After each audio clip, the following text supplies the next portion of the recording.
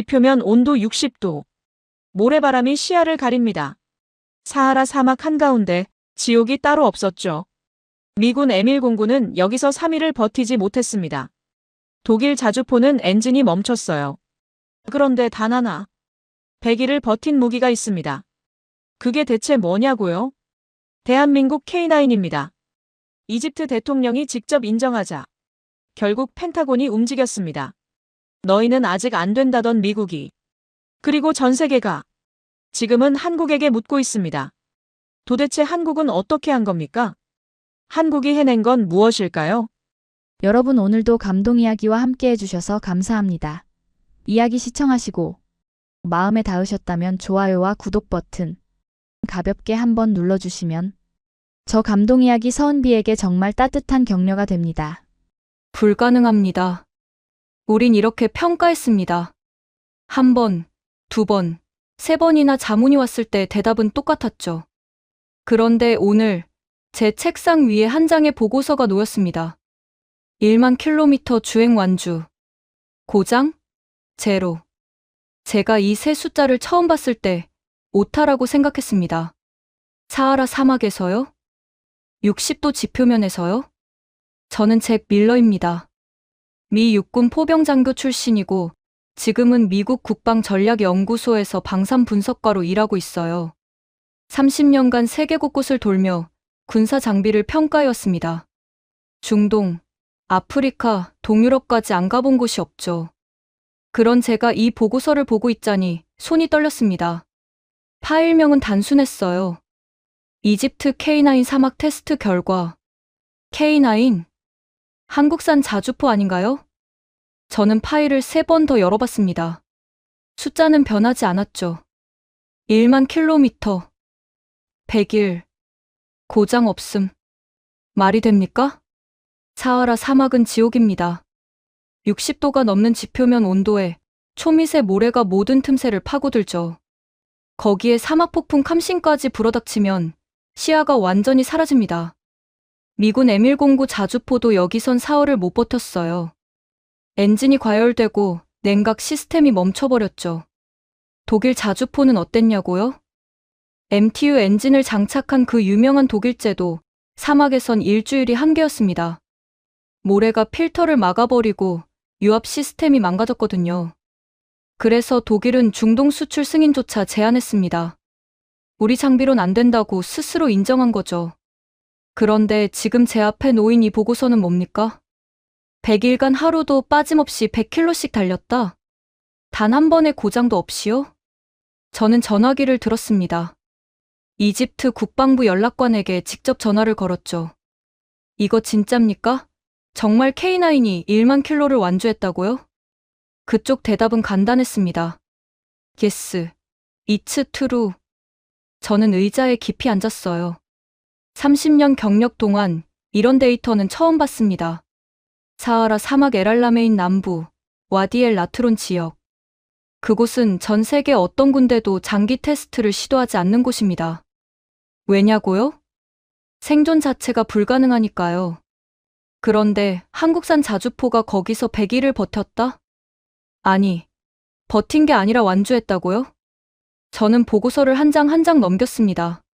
사진이 첨부돼 있었어요. K9 자주포가 사막 한가운데 서 있는 모습. 포탑 위로 모래먼지가 쌓여 있지만 포시는 멀쩡했습니다. 궤도는 흙투성이었지만 균열 하나 없이 단단해 보였죠. 저는 확대해서 봤습니다. 엔진 커버, 냉각팬, 에어 필터까지 전부 확인했어요.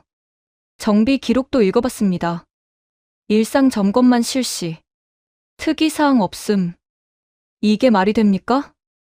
미군 장비라면 이틀에 한 번은 정비를 해야 하는데요. 독일제는 일주일에 2번은 필터를 갈아야 하는데 말이죠. 그런데 한국 K9은 100일 동안 일상 점검만으로 버텼다? 저는 동료에게 물었습니다. 이거 조작 아니야? 뭔가 숨긴 거 있는 거 아니야?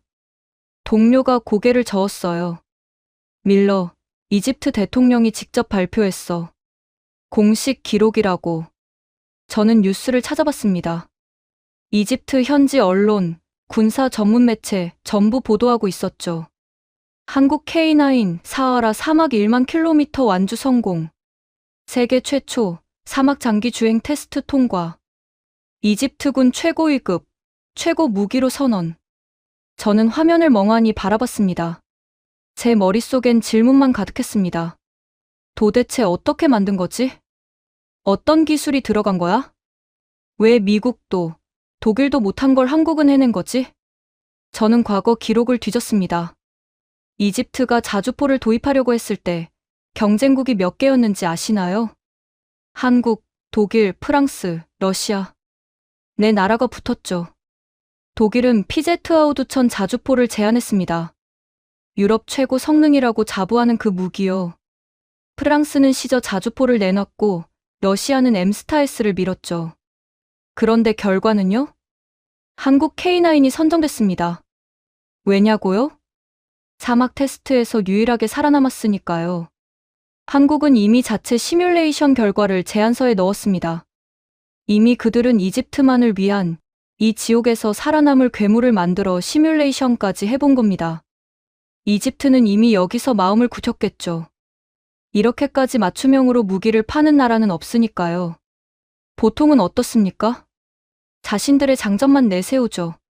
부품과 생산, 기술 모두 현지가 아닌 자기들 나라에서 진행하고 꽁꽁 감춰둡니다. 그런데 한국은 다 오픈했어요. 저는 그때 깨달았습니다. 이건 단순한 무기 수출이 아니라는 걸요. 이건 기술 혁명입니다. 전 세계 어떤 나라도 해내지 못한 일을 한국이 해낸 거죠. 저는 창밖을 바라봤습니다. 워싱턴 DC의 하늘은 맑았어요. 하지만 제 머릿속은 복잡했습니다. 한국이라. 우리가 과소평가한 나라. 우리가 그냥 따라오는 나라라고 생각했던 그 나라. 그 나라가 지금 전 세계 방산 시장을 흔들고 있습니다. 저는 보고서를 덮었습니다. 그리고 중얼거렸죠. 이제 세계가 한국을 배워야 할 시간이 온 건가? 저는 문득 걱정이 됐습니다. 이 소식이 펜타곤에 전해지면 어떻게 될까요? 우리 M109 현대화 사업은요? 수십억 달러를 들여 업그레이드하고 있는데 한국은 이미 그 너머를 보고 있잖아요. 더 큰 문제는 이집트만이 아니라는 겁니다. 사우디도, UAE도 이 소식을 듣고 있을 겁니다. 미국 장비보다 한국 장비가 낫다는 메시지를 받은 거죠.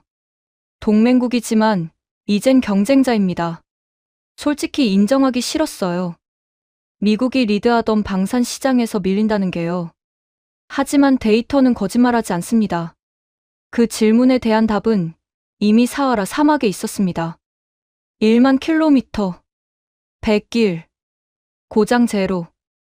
이 세 숫자가 전부 말해주고 있었죠. 이 숫자 앞에선 자존심도 소용없습니다. 대한민국은 이제 진짜입니다. 2장. 저는 그날 밤잠을 이루지 못했습니다. 머릿속이 복잡했어요. K9이 사막을 완주했다는 건 알겠는데 도대체 어떻게 가능했던 걸까요? 다음날 아침, 저는 사무실에 가장 먼저 출근했습니다. 책상 위 모니터를 켰죠. 검색창에 K9 기술 사양을 쳤습니다. 자료가 쏟아졌어요. 기술 문서, 개발 보고서, 설계 도면까지 전부 찾아봤습니다. 그리고 저는 첫 페이지부터 멈춰섰어요. 냉각 시스템 설계도였습니다. 일반 자주포보다 냉각팩이 2배 이상 큽니다. 오일 순환 경로도 완전히 달라요. 이건 사막을 전제로 설계한 거잖아? 저는 중얼거렸습니다. 보통 자주포는 유럽 기후를 기준으로 만들어지거든요. 영하 10도에서 영상 30도까지요. 그런데 K9은 달랐습니다. 60도 이상에서도 작동 가능하도록 설계돼 있었어요. 에어 클리너도 특이했습니다. 자동으로 먼지를 털어내는 시스템이 장착돼 있더군요. 사막의 초미세 모래가 필터를 막으면 자동으로 역분사해서 청소하는 겁니다. 이런 시스템은 처음 보는데? 저는 계속 파고들었습니다. 차체 밀봉 구조도 남달랐어요. 모든 틈새가 이중 밀봉 처리돼 있습니다. 모래가 들어갈 틈이 없도록 설계한 거죠. 심지어 도장까지 특수했습니다. 열 반사 코팅이 적용돼 있더군요. 태양열을 최대한 반사시켜서 내부 온도 상승을 막는 겁니다. 이건 그냥 튼튼한 포가 아니야. 사막 그 자체를 이해하고 만든 무기잖아. 저는 감탄했습니다. 그런데 의문이 생겼어요. 한국은 사막이 없는 나라입니다. 어떻게 이런 설계가 가능했을까요?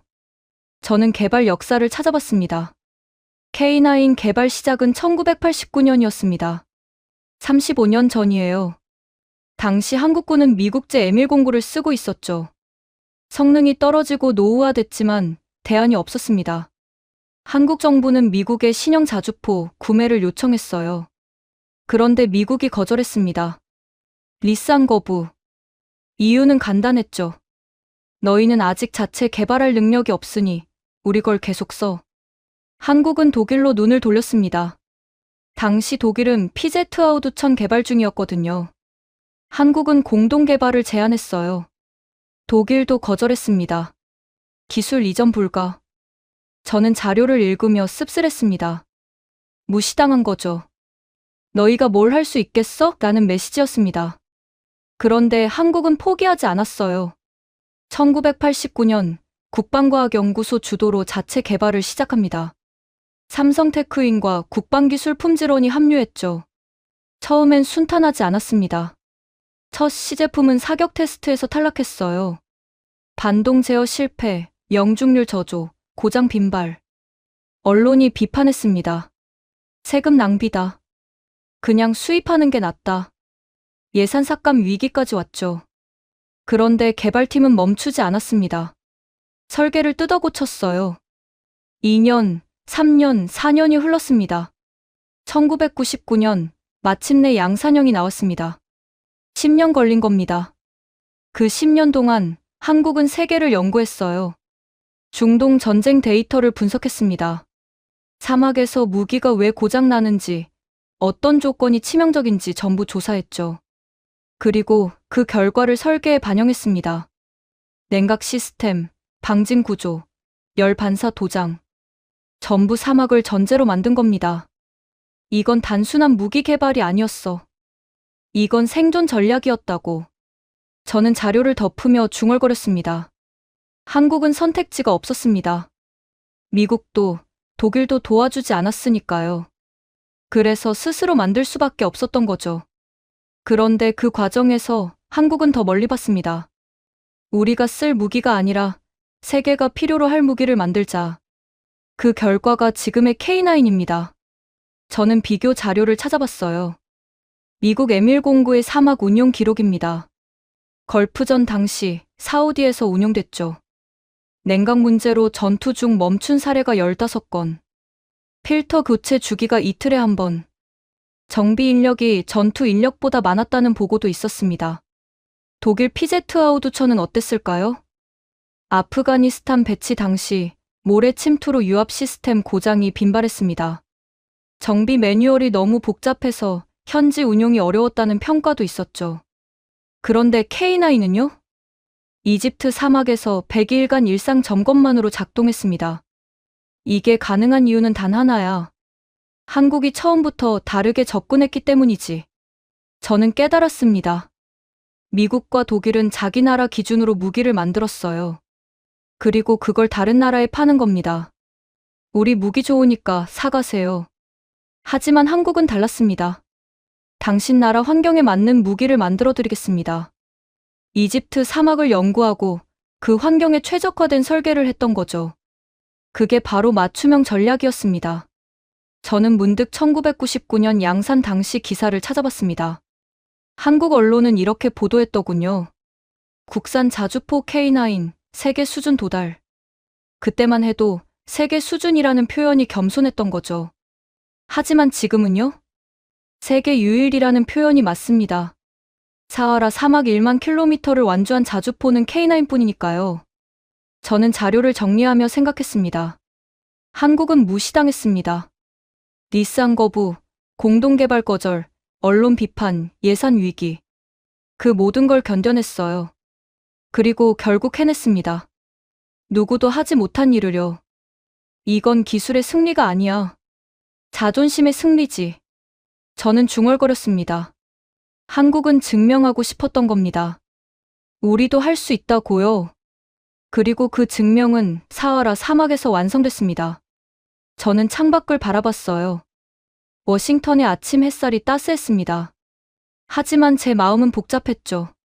미국은 한국을 도와주지 않았습니다. 독일도 마찬가지였어요. 그런데 한국은 스스로 일어섰고, 이제는 세계 최고가 됐습니다. 이제 전 세계가 묻고 있어. 어떻게 한국은 이걸 해낸 거지? 그 답은 간단했습니다. 포기하지 않았기 때문입니다. 무시당해도, 실패해도, 비판받아도 한국은 멈추지 않았습니다. 그 결과가 바로 K9이었죠. 저는 모니터를 끄며 생각했습니다. 이제 세계가 배워야 할 건 한국의 기술이 아니라 한국의 정신이다. 그 정신이 만든 무기가 지금 사막을 달리고 있습니다. 3장. 저는 K9의 기술 자료를 며칠 동안 파헤쳤습니다. 설계도, 부품 명세서, 성능 테스트 결과까지 전부 읽어봤죠. 그러다 한 가지 이상한 점을 발견했어요. 초기 모델과 최신 모델의 엔진 사양이 완전히 달랐습니다. 잠깐, 엔진이 바뀐 거야? 저는 자료를 다시 확인했습니다. 초기 K9은 독일제 MTU 엔진을 사용했어요. 그런데 2010년대 중반부터 국산 엔진으로 교체됐더군요. 왜 바꾼 거지? 독일 엔진도 성능 좋은데. 저는 관련 기록을 찾아봤습니다. 그리고 충격적인 사실을 알게 됐어요. 2000년대 후반, 한국은 K9을 중동에 수출하려 했습니다. 사우디아라비아가 관심을 보였죠. UAE도 구매 의향을 밝혔어요. 그런데 독일이 거부했습니다. MTU 엔진 수출 승인 불가. 이유는 간단했습니다. 중동은 정치적으로 불안정하니까 안 돼. 한국은 항의했지만 소용없었어요. 계약은 무산됐습니다. 수천억 원대 계약이 독일에 한마디로 날아간 겁니다. 이게 말이 돼? 저는 자료를 읽으며 어이가 없었습니다. 한국이 만든 무기인데 엔진 때문에 팔지도 못한다니요? 비슷한 일이 또 있었습니다. 터키가 K9 구매를 추진했을 때도 독일이 거부했죠. 칠레, 페루 수출도 마찬가지였어요. 독일의 승인이 없으면 수출 자체가 불가능했습니다. 한국은 선택의 기로에 섰습니다. 그냥 독일 눈치를 보며 장사할 것인가? 아니면 완전히 독립할 것인가? 한국은 후자를 택했습니다. 2010년 국산 엔진 개발 프로젝트가 시작됩니다. 한화에어로스페이스와 STX 엔진이 주축이었죠. 국방기술 품질원도 합류했습니다. 목표는 명확했어요. 독일 엔진을 넘어서는 성능, 완전한 국산화. 쉬운 일이 아니었습니다. 자주포용 고출력 엔진은 전 세계에서도 몇 개 나라만 만들 수 있거든요. 독일, 미국, 영국 정도요.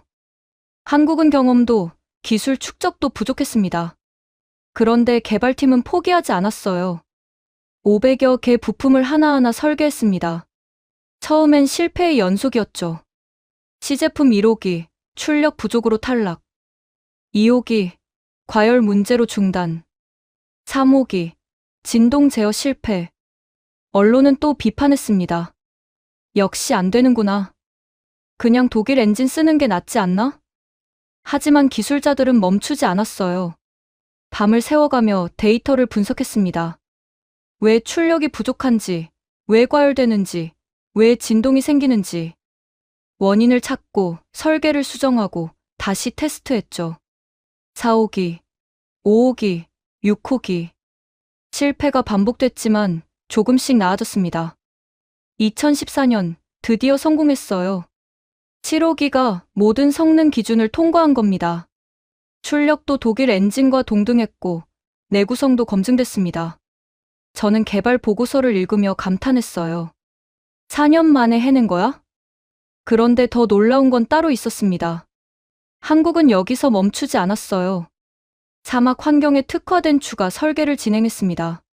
자동먼지 제거 시스템을 장착했죠.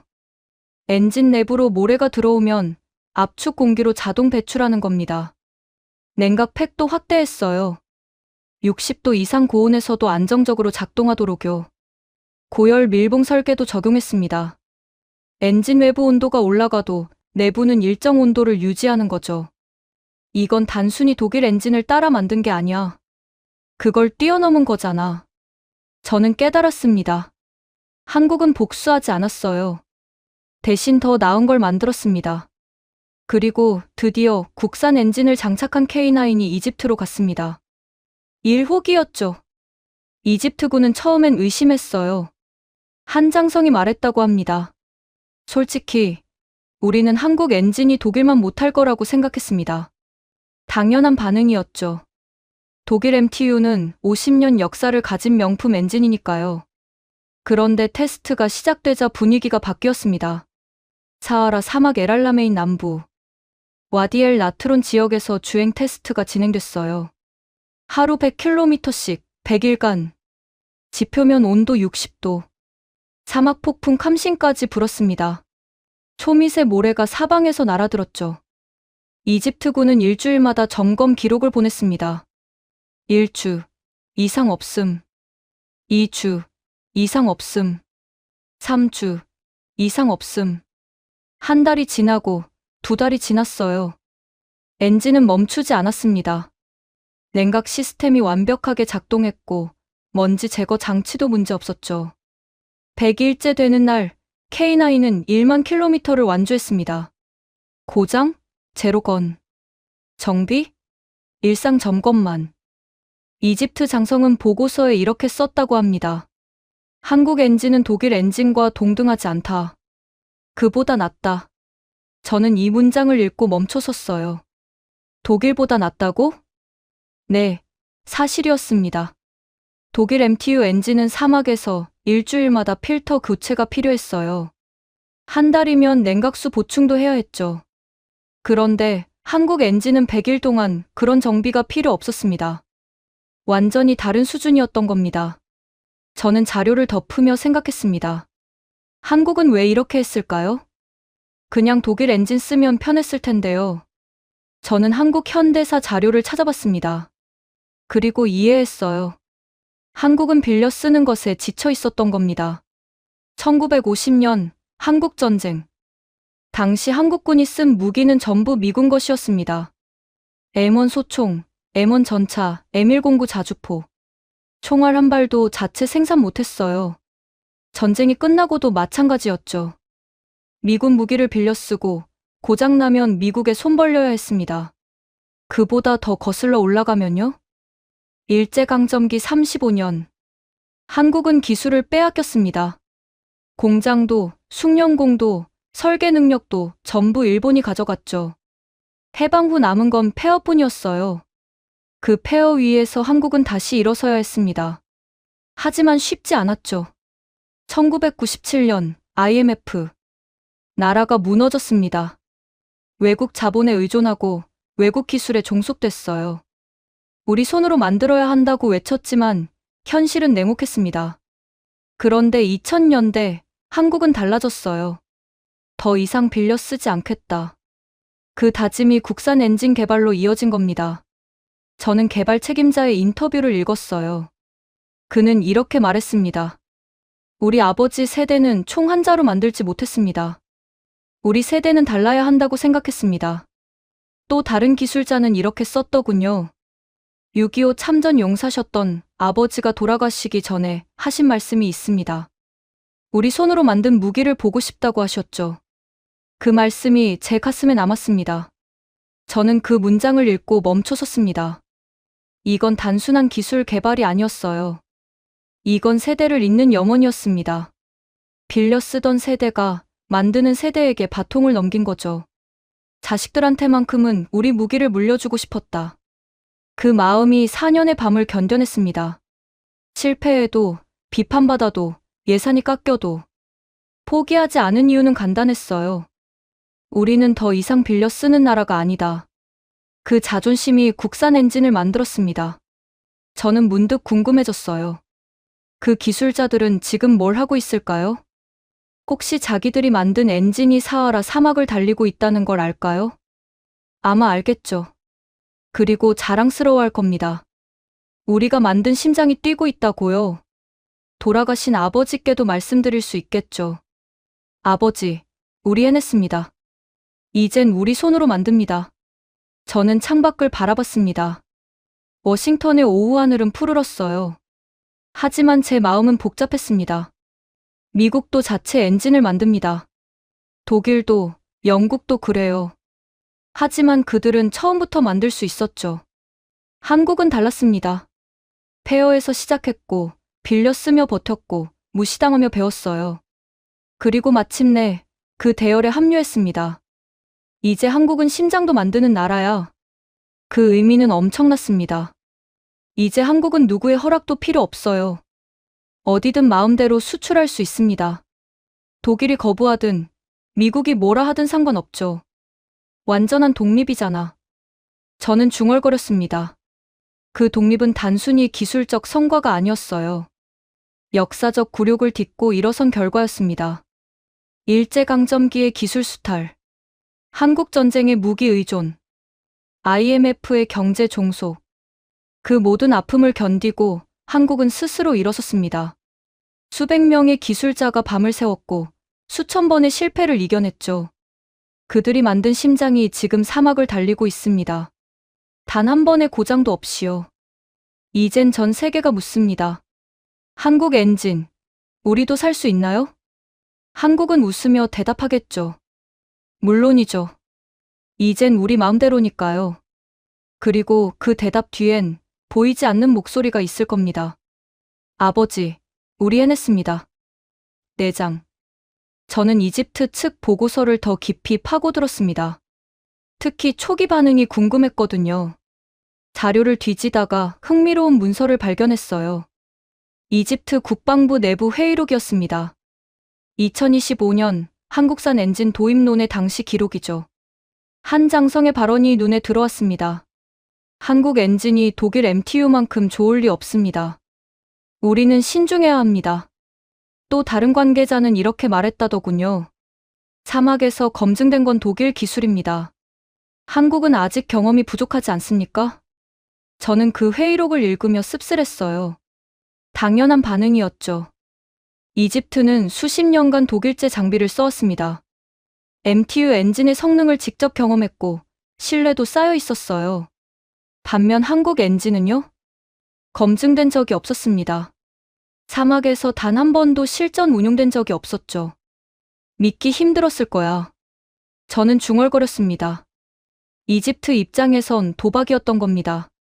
독일 엔진은 안전한 선택이었어요.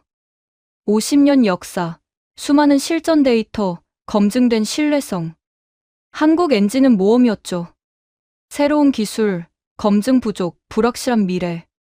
회의록엔 이런 우려도 적혀 있었습니다. 만약 사막에서 고장나면 어떻게 합니까? 정비 부품은 제때 공급됩니까? 독일은 50년간 우리와 함께 했습니다. 한국을 믿어야 할 이유가 무엇입니까? 저는 이해했어요. 이건 단순한 의심이 아니었습니다. 현실적 고민이었죠. 국가 안보가 걸린 문제였으니까요. 그런데 한국은 답했습니다. 말이 아니라 데이터로요. 테스트 제안서를 냈던 겁니다. 사하라 사막에서 100일간 주행 테스트를 하겠습니다. 결과로 증명하겠습니다. 이집트는 받아들였어요. 좋습니다. 증명해보세요. 저는 그 과정 기록을 찾아봤습니다. 첫 주 보고서. 한국 엔진, 정상 작동. 독일 엔진 대비 소음 낮음. 2주 보고서. 냉각 성능 우수. 필터 청소 주기 독일 대비 2배 길어짐. 3주 보고서. 사막 폭풍 감신 통과. 엔진 이상 없음. 한 달이 지났습니다. 이집트 측 평가관이 중간 보고를 올렸어요. 예상과 다릅니다. 한국 엔진이 생각보다 훨씬 안정적입니다. 2달째 보고. 독일 엔진이었다면 지금쯤 필터 교체 4회, 냉각수 보충 2회 필요했을 겁니다. 한국 엔진은 아직 일상 점검만으로 작동 중입니다. 석 달째, 100일이 됐습니다. 최종 보고서가 올라왔죠. 1만 킬로미터 완주. 고장 제로. 한국 엔진은 독일 엔진을 능가합니다. 저는 그 문장을 다시 읽었어요. 능가한다고? 네, 그렇게 적혀 있었습니다. 이집트 장성은 회의에서 이렇게 말했다더군요. 저는 처음엔 의심했습니다. 솔직히 한국을 믿지 않았습니다. 하지만 데이터는 거짓말하지 않습니다. 그 말이 펜타곤까지 전해졌습니다. 2026년 12월 워싱턴 미 국방부 산하전략연구소에서 긴급 회의가 열렸어요. 의제는 단 하나. 한국 방산 기술의 급부상이 미국 전략에 미치는 영향. 저도 그 회의에 참석했습니다. 회의실 분위기는 무거웠어요. 책임자가 먼저 입을 열었습니다. 여러분, 한국이 사막에서 뭔가 해냈습니다. 우리가 예상 못한 일이죠. 스크린에 이집트 보고서가 떴어요. K9 1만 킬로미터 완주 데이터였습니다. 누군가 물었습니다. 이게 정말 가능한 겁니까? 우리 M109도 못한 건데요. 책임자가 고개를 끄덕였죠. 가능합니다. 이미 증명됐으니까요. 또 다른 분석가가 말했어요. 문제는 엔진만이 아닙니다. 한국은 전체 시스템을 국산화했습니다. 이제 누구의 승인도 필요 없다는 뜻이죠. 회의실이 조용해졌습니다. 그 의미를 모두가 이해했거든요. 한국이 완전히 독립했다는 겁니다. 기술적으로도 전략적으로도요. 누군가 질문했습니다. 그럼 중동 시장은 어떻게 됩니까? 우리 M109 현대화 사업은요? 책임자가 침묵했어요. 대답하기 곤란한 질문이었죠. 저는 손을 들었습니다. 제가 말씀드려도 될까요? 책임자가 고개를 끄덕였습니다. 저는 자리에서 일어났어요. 한국은 이미 우리를 넘어섰습니다. 최소한 사막 환경에선 그래요. 누군가 반박했습니다. 넘어섰다니, 그건 좀 과한 표현 아닙니까? 저는 데이터를 꺼냈죠. 과하지 않습니다. 숫자를 보세요. 우리 M109는 사막에서 사흘이 한계였어요. 한국 K9은 100일을 버텼습니다. 회의실이 다시 조용해졌습니다. 책임자가 물었어요. 밀러, 당신 평가는 뭡니까? 솔직하게 말해보세요. 저는 잠시 망설였습니다. 그리고 입을 열었죠. 한국은 이제 경쟁자입니다. 동맹국이지만 방산 시장에선 우리와 경쟁하는 상대가 됐어요. 또 다른 참석자가 끼어들었습니다. 그럼 우리가 뭘 해야 합니까? 가만히 있어야 하나요? 저는 고개를 저었어요. 아니요. 우리도 배워야 합니다.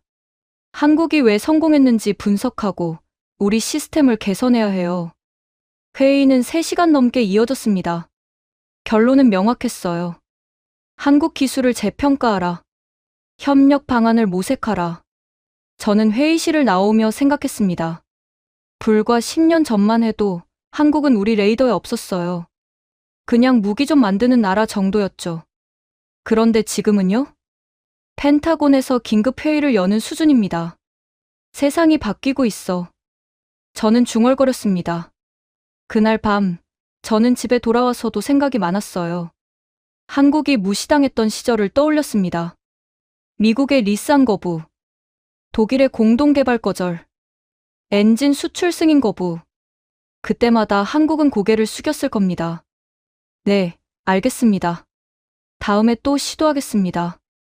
하지만 속으론 다짐했겠죠. 언젠간 우리 손으로 만들 거야. 그리고 실제로 해냈습니다. 이제는 세계가 한국을 주목합니다. 펜타곤이 회의를 열고 이집트가 신뢰하고 중동 전체가 관심을 보이죠. 의심은 증거 앞에서 침묵했어. 저는 창밖을 바라보며 중얼거렸습니다. 이집트 장성들도 처음엔 의심했어요. 한국 엔진이 독일만 하겠어? 하지만 100일 후엔 인정했습니다. 한국이 더 낫다. 미국도 마찬가지였죠. 한국? 그냥 따라오는 나라잖아. 하지만 지금은 재평가하고 있습니다. 한국은 우리와 경쟁하는 상대다. 저는 문득 깨달았어요. 한국이 얻은 건 단순한 기술 성공이 아니었습니다. 존중이었죠. 세계가 한국을 다시 보기 시작한 겁니다. 무기만 파는 나라가 아니라 기술 표준을 만드는 나라. 그 변화는 하루아침에 온 게 아니었어요. 수십 년간 무시당하고 거절당하고 실패하면서도 포기하지 않은 결과였습니다. 저는 책상 위 보고서를 다시 펼쳤습니다. 1만 킬로미터, 100일, 고장 제로. 이 숫자가 세계를 바꿨습니다. 의심을 존중으로, 무시를 인정으로요. 그리고 그 변화의 중심엔 한국이 서 있었습니다. 5장. 저는 이집트 케이스를 정리하며 일상으로 돌아가 있었어요. 한국의 성공은 인정했지만 그래도 이 정도겠지 싶었죠. 그때 전화벨이 울렸습니다. 상사였어요. 밀러, 지금 당장 회의실로 와. 목소리가 급했습니다. 심상치 않았죠. 무슨 일입니까? 이집트가 한국한테 또 뭘 샀어? 이번엔 정말 심각해. 저는 서류를 챙겨 회의실로 달려갔어요. 이번엔 뭔데 이렇게 난리야? 복도를 걸으며 생각했습니다. 문을 열자 이미 10여 명이 모여 있었습니다. 국방부 차관보, 전략연구소장, 방산업체 대표들까지요. 심상치 않았죠. 책임자가 스크린을 켰습니다. 여러분, 이집트가 한국산 장거리 탄약을 도입했습니다. 화면에 사양이 떴어요. 최대 사거리 100km. 회의실이 순간 조용해졌습니다. 누군가 먼저 입을 열었어요. 100km라고요? 확실합니까? 책임자가 고개를 끄덕였습니다. 이집트 국방부 공식 발표입니다. 이미 배치 중이에요. 로키드 마틴 대표가 손을 들었습니다. 우리 에밀 공군은 30km인데 저쪽은 100이라고요? 그렇습니다. 이건 심각한 문제입니다. 중동 시장 전체가 흔들려요. 레이시온 관계자도 끼어들었죠. 사우디가 우리 장비 업그레이드 계약을 보류했습니다. 한국 쪽을 검토한대요. 회의실 분위기가 무거워졌어요. 국방부 차관보가 물었습니다. 밀러, 당신이 이집트 케이스를 분석했죠? 평가 좀 해보세요. 저는 자료를 펼쳤습니다. 솔직히 말씀드리겠습니다. 한국이 우리를 앞섰습니다. 어느 정도로요? 사거리만이 아닙니다. 시스템 전체가 통합돼 있어요. 기동성, 정밀도, 생존성 모두 우위입니다. 제너럴 다이내믹스 대표가 반박했어요. 그건 좀 과한 평가 아닙니까? 우리 기술이 열세라니요. 저는 데이터를 꺼냈습니다. 과하지 않습니다. 이집트 사막 테스트 결과를 보세요. K9은 100일간 고장 제로였습니다. 우리 에밀 공군은 사흘이 한계였고요. 회의실이 조용해졌어요. 전략연구소장이 입을 열었습니다. 문제는 기술만이 아닙니다. 한국은 전략을 팔고 있어요. 무슨 뜻입니까? 무기만 파는 게 아니라 운용 체계 전체를 제공합니다. 심지어 구형 장비도 통합해주죠. 우리는 그렇게 못하지 않습니까? 국방부 차관보가 한숨을 쉬었어요. 그럼 우리 대응 방안은 뭡니까? 로키드 마틴 대표가 말했습니다. 에밀 공구 현대화 예산을 늘려야 합니다. 사거리 확장이 급선무예요. 얼마나 필요합니까? 최소 15억 달러는 있어야 합니다. 회의실이 술렁였어요. 누군가 물었죠. 그 돈으로 얼마나 늘릴 수 있는데요? 50km 정도 가능할 겁니다. 그래봤자 한국 절반이잖아요. 분위기가 차가워졌습니다. 저는 손을 들었어요. 제가 말씀드려도 될까요? 차관보가 고개를 끄덕였습니다. 우리가 한국을 따라잡으려면 10년은 걸립니다. 그 사이 시장은 이미 한국 것이 돼 있을 거예요. 그럼 어쩌자는 겁니까? 협력해야 합니다. 한국과 공동 개발하거나 기술 공유를 모색해야죠. 방산업체 대표들이 동시에 반발했어요. 그건 안 됩니다. 우리 기술 우위를 포기하는 겁니까? 저는 냉정하게 대답했습니다. 이미 우위가 없습니다. 현실을 봐야 해요. 회의실이 얼어붙었죠. 차관보가 책상을 쳤습니다. 진정들 하세요. 감정적으로 접근할 문제가 아니에요. 그가 저를 바라봤습니다. 밀러, 솔직하게 물어보겠습니다. 한국을 경쟁자로 봐야 합니까? 파트너로 봐야 합니까? 저는 잠시 망설였어요. 미국인으로서의 자존심과 분석가로서의 냉철함이 충돌했죠. 둘 다입니다. 무슨 뜻이죠? 방산 시장에선 경쟁자입니다. 하지만 전략적으론 파트너가 돼야 해요. 한국은 동맹국이니까요. 전략연구소장이 끼어들었습니다. 문제는 중동 동맹국들입니다. 사우디, UAE, 이집트 모두 우리 장비를 쓰던 나라들이에요. 그런데 지금은 한국으로 눈을 돌리고 있습니다. 동맹 구도가 흔들린다는 뜻입니까? 그렇습니다. 무기 공급국이 바뀌면 군사 협력 구도도 바뀌거든요. 레이시온 대표가 덧붙였어요. 이미 폴란드가 한국 전차를 샀습니다. 나토 국가인데 말이죠. 유럽 시장도 흔들리고 있어요. 저는 그 말을 듣고 깨달았습니다. 한국은 단순히 중동만 공략하는 게 아니었어요. 전 세계를 상대로 움직이고 있었죠. 차관보가 물었습니다. 그럼 최악의 시나리오는 뭡니까? 저는 솔직하게 대답했어요. 우리 동맹국들이 한국 무기 체계로 재편됩니다. 그럼 우리 군사 표준이 흔들려요. 작전 통합성에 문제가 생기죠. 회의실이 다시 조용해졌습니다. 누구나 그 의미를 이해했거든요. 나토는 미국 중심 군사 동맹입니다. 무기 체계도 작전 교리도 전부 미국 기준이죠. 그런데 한국 무기가 들어오면요? 그 기준이 흔들리는 겁니다. 국방부 차관보가 한숨을 쉬었어요. 우리가 한국을 너무 과소평가했군요. 전략연구소장이 고개를 끄덕였습니다. 10년 전만 해도 한국은 우리 레이더에 없었습니다. 그런데 지금은 펜타곤에서 긴급 회의를 여는 수준이에요. 저는 창밖을 바라봤습니다. 워싱턴의 하늘은 맑았어요. 하지만 회의실 분위기는 무거웠죠. 차관보가 결론을 내렸습니다. 한국과 고위급 협의를 시작하겠습니다. 경쟁만 할 순 없어요. 협력 방안을 찾아야 합니다. 방산업체 대표들이 불만스러워했지만 반박하진 않았어요. 현실이니까요. 회의가 끝나고 저는 사무실로 돌아왔습니다. 책상에 앉아 생각했어요. 불과 5년 전만 해도 한국은 무기 좀 만드는 나라 정도였습니다. 그런데 지금은요? 펜타곤을 긴장시키는 나라가 됐어요. 미국이 협력을 고민하는 상대가 됐죠. 세상이 정말 빠르게 바뀌고 있어. 저는 중얼거렸습니다. 한국은 무시당했던 시절을 잊지 않았을 겁니다. 리스한 거부, 공동개발 거절, 엔진 수출 제한. 그때마다 고개 숙였겠죠. 하지만 포기하지 않았어요. 스스로 만들었고 결국 세계 최고 수준에 도달했습니다. 이제는 미국이 한국에 손을 내미는 상황이 됐죠. 역전됐어. 저는 창밖을 바라보며 생각했습니다. 과거엔 한국이 미국을 쫓아왔어요. 도와주세요. 함께 해주세요.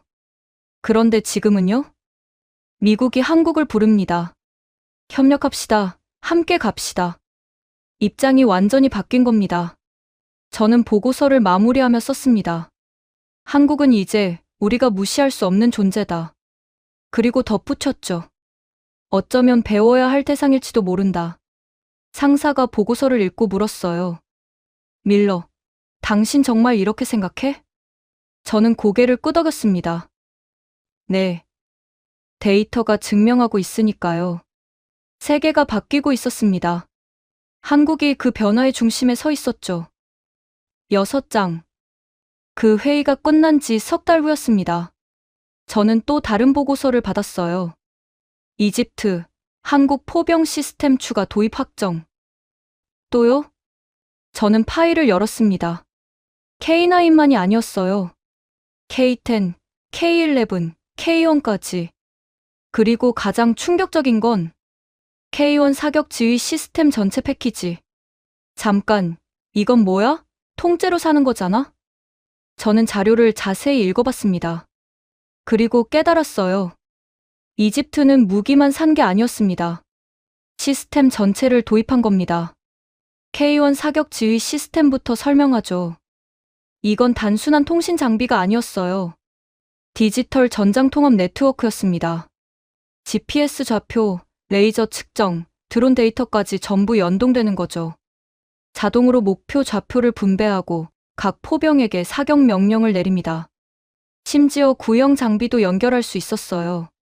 이집트가 보유한 미제 M109 구형 견인포까지 K1 네트워크에 들어갑니다. 이게 가능해? 저는 놀랐습니다. 보통 신형 시스템은 신형 장비하고만 호환되거든요. 그런데 K1은 달랐어요. 구형이든 신형이든 전부 하나로 묶어버립니다. K10은 탄약 공급 차량이었습니다. 탄약을 자동으로 K9에 공급하죠. 사람이 손으로 나르던 시대는 끝난 겁니다. K11은 정비 차량이었어요. 야전에서 즉시 수리할 수 있는 이동식 정비소였죠. 부품 교체, 엔진 점검, 유압 보수까지 현장에서 해결합니다. 저는 자료를 읽으며 감탄했어요. 이건 무기 하나가 아니라 완전한 전투 체계잖아. 그렇습니다. 한국은 포병 전투의 모든 요소를 패키지로 만든 겁니다.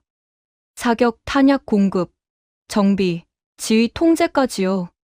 이집트 국방부 관계자 인터뷰를 찾아봤습니다. 한장성이 이렇게 말했더군요. 우리는 처음에 K9만 살 생각이었습니다. 그런데 K1 시연을 보고 생각이 바뀌었죠. 시연 내용이 기록돼 있었어요. 이집트 사막 훈련장. 한국 기술진이 K1 시스템을 시연했습니다. 목표는 가상의 적 진지 10개. K1이 좌표를 자동 분석했어요. K9 5대, M109 세대, 견인포 2대를 자동 배치했죠. 그리고 동시 타격 명령을 내렸습니다.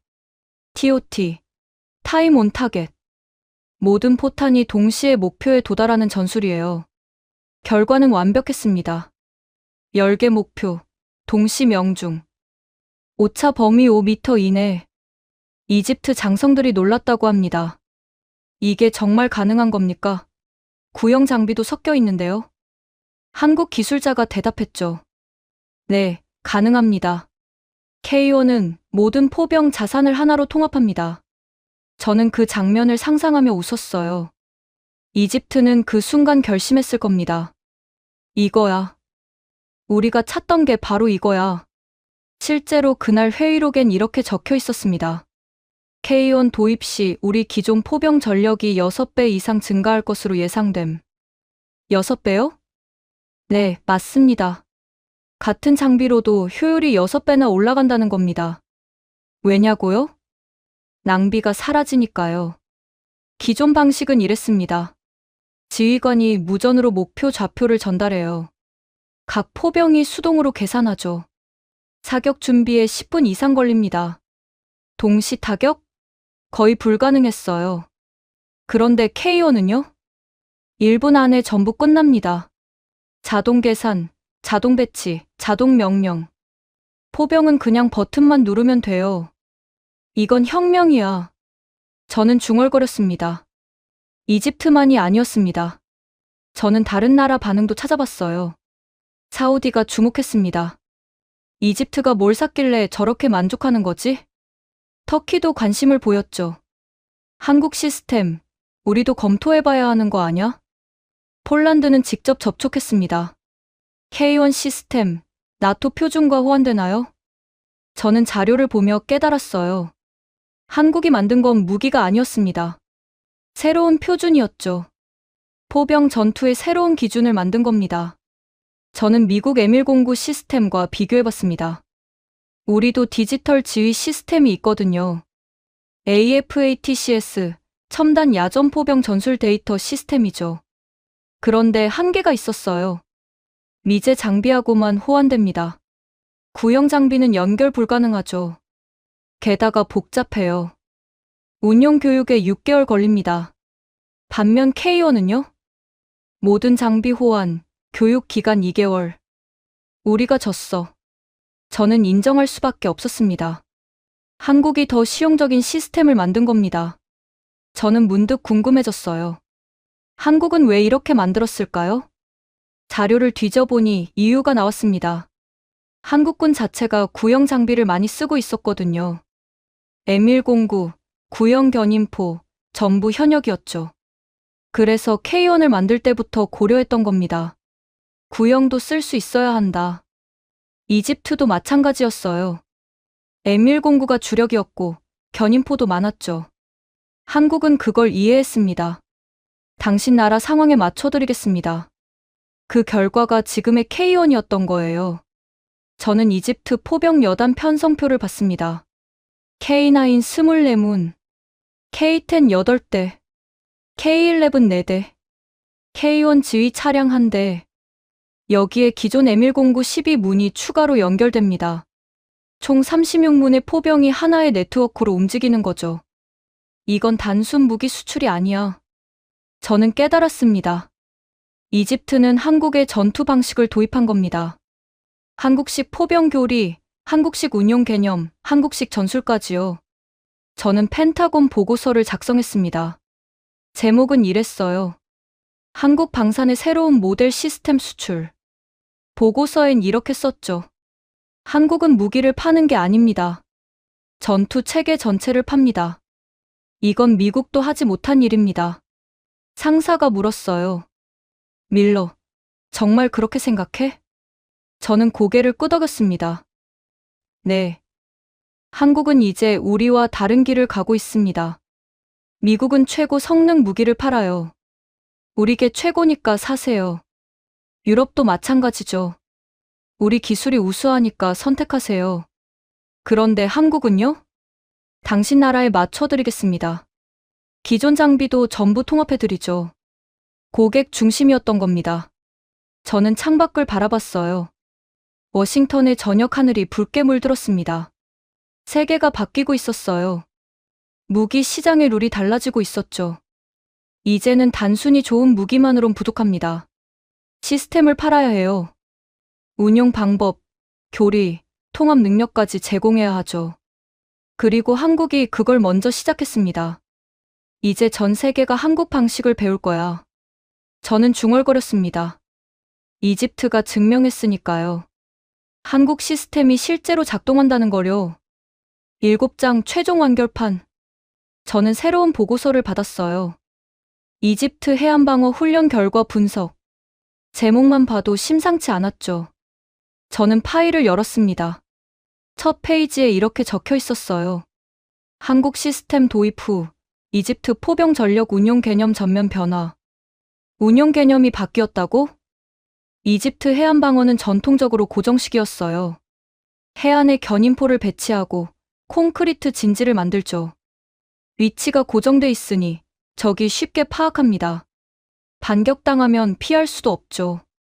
그런데 한국 시스템이 들어온 후 달라졌어요. 2025년 지중해 연안훈련장.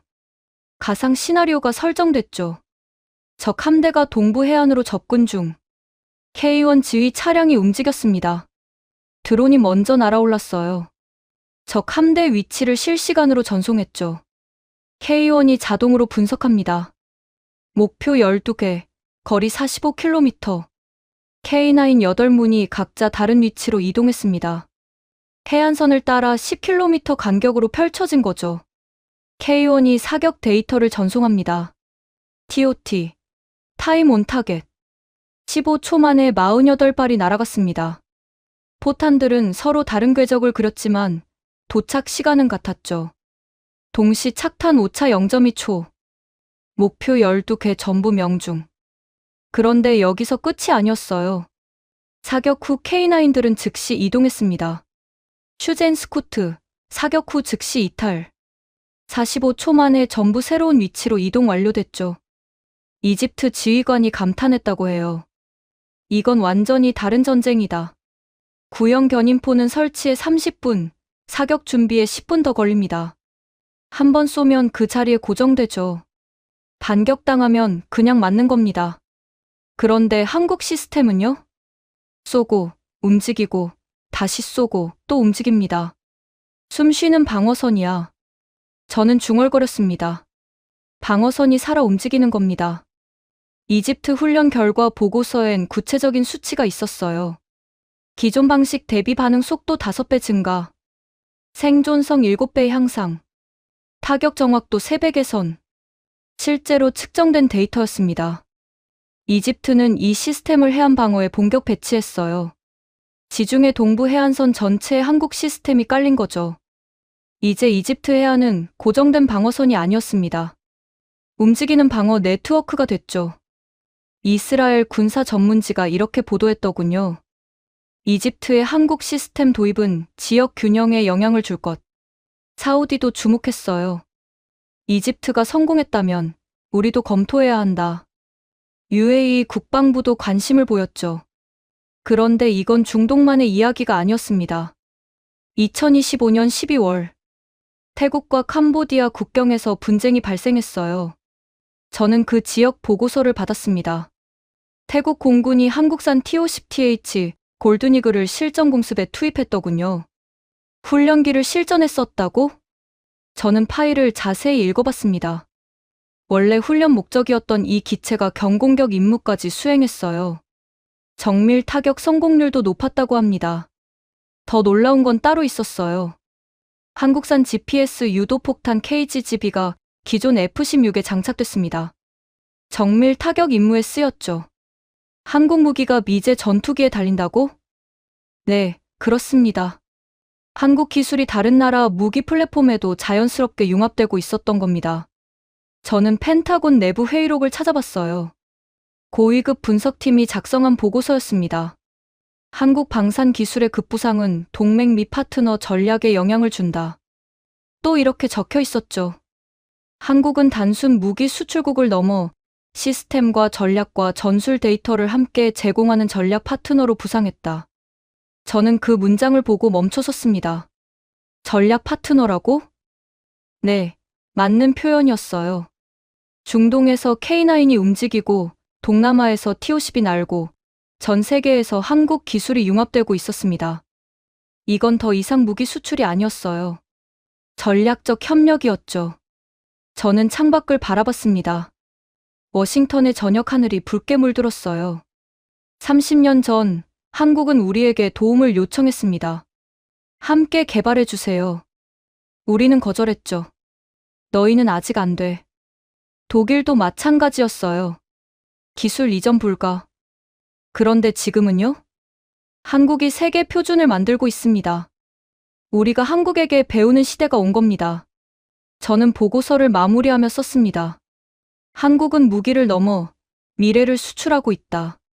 상사가 읽고 물었어요. 밀러, 정말 그렇게 생각해? 저는 고개를 끄덕였습니다. 네. 데이터가 증명하고 있으니까요. 세계가 바뀌고 있었습니다. 과거엔 미국, 러시아, 유럽이 방산 시장을 나눠 가졌죠. 그런데 이제는요? 한국이라는 새로운 축이 생긴 겁니다. 무시당했던 나라가 이제는 세계가 주목하는 나라가 됐어요. 무기만 만드는 나라가 아니라 전략을 제시하는 나라가 됐죠. 저는 책상 위 사진을 봤습니다. 사하라 사막을 달리는 K9, 지중해 해안에 배치된 한국 시스템, 태국 하늘을 나는 T-50. 그 모든 장면이 말해주고 있었습니다. 대한민국은 이제 진짜입니다. 더 이상 따라오는 나라가 아니에요. 이제는 세계가 따라가는 나라가 됐습니다. 저는 창밖을 바라보며 중얼거렸습니다. 이제 전 세계가 한국을 배우는 시대가 왔어. 그리고 그 시작은 사하라 사막 1만 킬로미터에서 시작됐습니다. 여러분, 이 이야기는 단순히 무기 하나의 성공담이 아닙니다. 6.25 때 총 한 자루 만들지 못했던 나라, 일제강점기 35년 모든 기술을 빼앗겼던 나라, IMF 때 다시 무너졌던 나라, 그 나라가 이제는 세계가 배우는 나라가 됐습니다. 사하라 사막을 달리는 K9, 지중해를 지키는 한국 시스템, 전 세계 하늘을 나는 한국 무기. 이 모든 것이 말해주고 있습니다. 우리 아버지 세대가 지키려 했던 나라, 우리 어머니 세대가 일으켜 세운 나라가 이제는 세계 최고가 됐다는 거려. 무시당해도 포기하지 않았고 거절당해도 멈추지 않았습니다. 그 결과가 바로 지금의 대한민국입니다. 내일은 더 나은 이야기로 찾아뵙겠습니다. 감사합니다.